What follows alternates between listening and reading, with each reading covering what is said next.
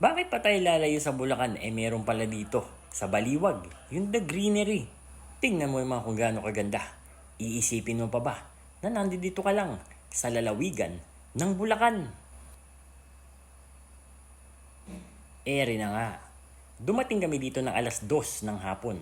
Ito yung oras ng aming check-in.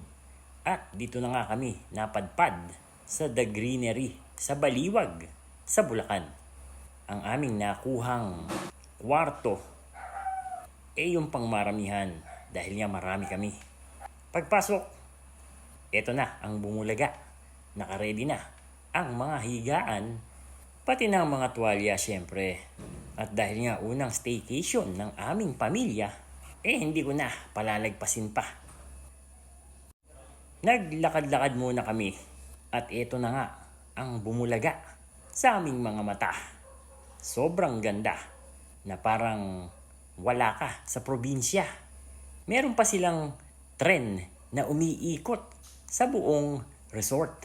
At syempre, hindi namin palalagpasin ang pagkakataong ito na makita ang kabuuan ng The Greenery dito sa Baliwag.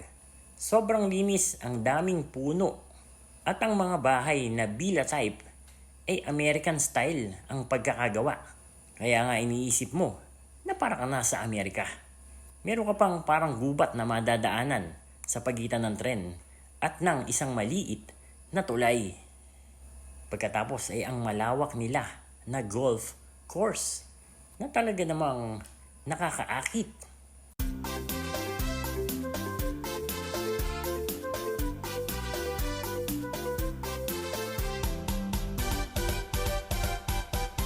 Sa sobrang saya at enjoy, naisipan kong tumalon at humabol sa tren. Konting exercise na din. At kinagabihan naman ay oras na ng aming kainan. Nagpabukas kami ng dinner sa isa sa kanilang restaurant dito sa loob. Italian ang restaurant at buffet naman ang kanilang isiniserve. Eat all you can ba? Pagpasok mo sa restaurant, talaga namang napaka-elegante. Para kang nasa 5-star na hotel.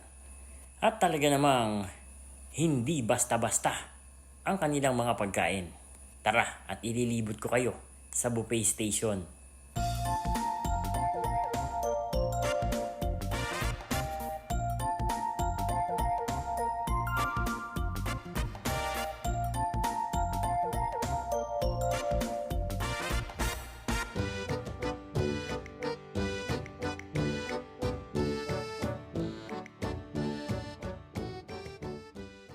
Meron din silang teppanyaki station dito sa labas.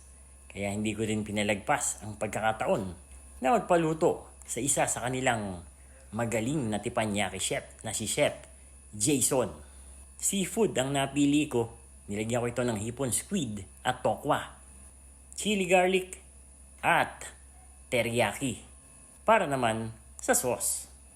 At ito naman si Chef Jason para lutuin ang aking pagkain. Meron pang kasunod ang video na ito.